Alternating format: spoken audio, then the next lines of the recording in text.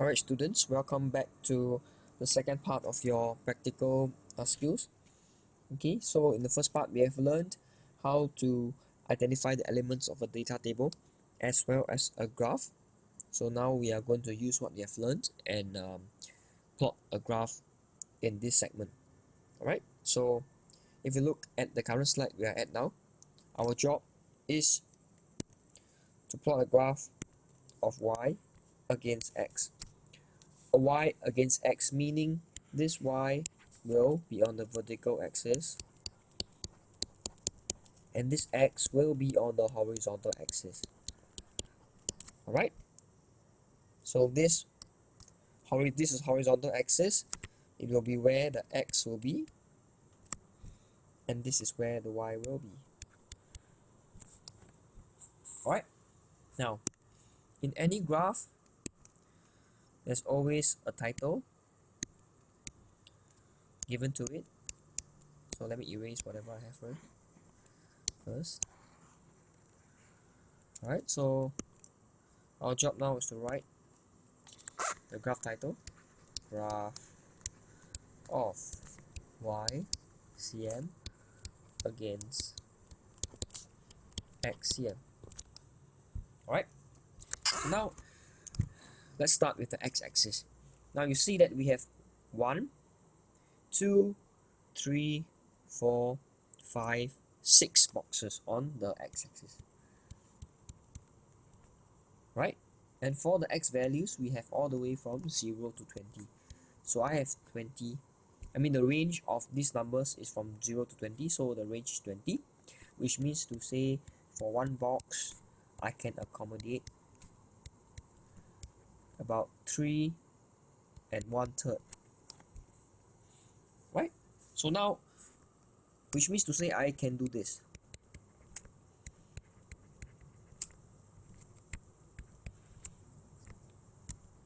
Right, if you get what I mean. Alright, but we will not do this in physics where we have fraction as the value. So what we do is we will estimate it upwards, meaning to say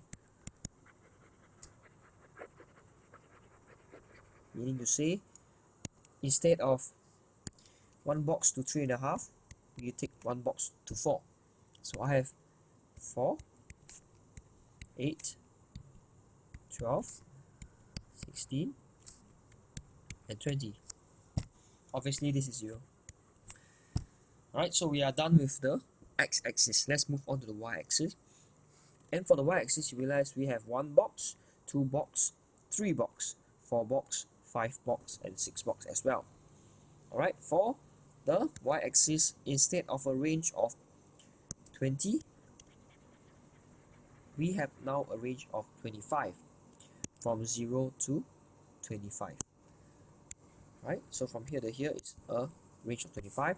6 boxes 25, which means one box can take this amount.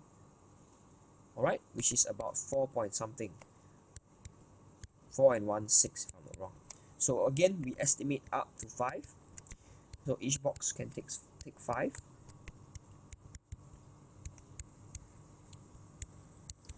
Alright, so now what we have done is we have expanded the graph to make it big instead of cramping everything up, alright, to the near the 0. Okay, so the next part will be a part where you have already learned before, is to plot the points. So at 4, 0, 0, you just put a x at 0, 0. At 4 and 5, this is what you do, you put an x. At 8 and 10, this is what you do. At 12 and 15, 16 and 20, 20 and 25. And you realize that all your points fall nicely and they form a straight line. So I'm going to attempt to draw a straight line. Right? It may not be very straight because I'm drawing on the screen, but it should be straight as you are doing it. Alright? So this graph is pretty simple, but I want you to focus on the elements of the graph. The title, the axis title, the values, Okay, and how to set the values on your axis. Right, this is the most important part. Okay, if you find difficult to understand, you may, or rather you can, rewind the video and go back. If not, you can seek for help when you're back in school. Alright, so now this is a very ideal graph, okay, where most of the time it doesn't happen. So what we want to do, or rather what I want to do, is to show you something that is real and looks like something like this. Alright, so again,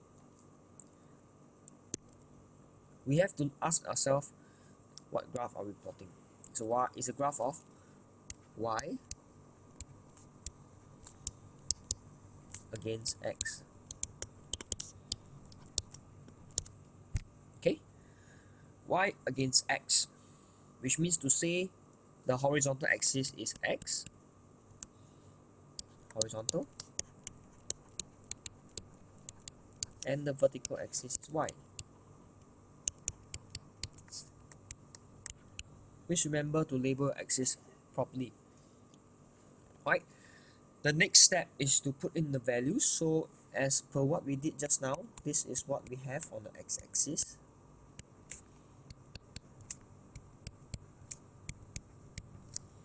Okay, now for the y-axis is a little bit tricky.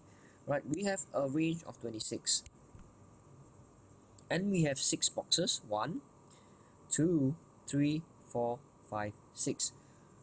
So coincidentally, we can use back, right, the scale we had just now, which is 1 box to 5. So the scale is 1 box to 5. So if I were to use it again, it will look like this, and it shouldn't be a problem later. Alright, so now let's start the plot. 0, 0, 4, 4. So 4 and this is 5, so it should be somewhere here. 8, 12, 8 and 12. 12 is somewhere here. 12 and 14, 12 and 14, somewhere here.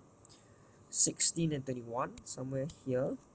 20 and 26, somewhere here.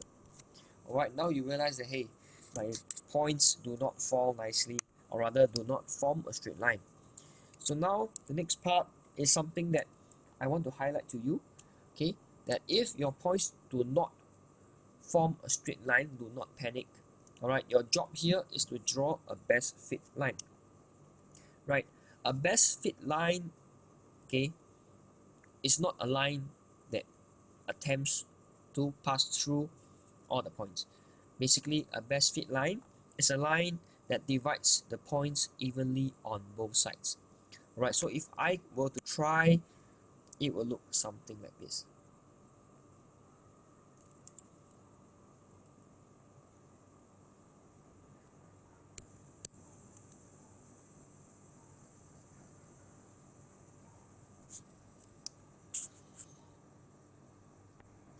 Right, now, if you look at my line, this line isn't very good because you realize that I have 2 points, 1, 2, below the line, and I have 4 points, 1, 2, 3, 4 above the lines.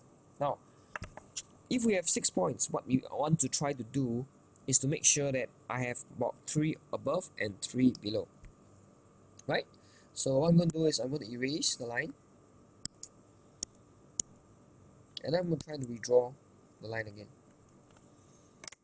So let me try.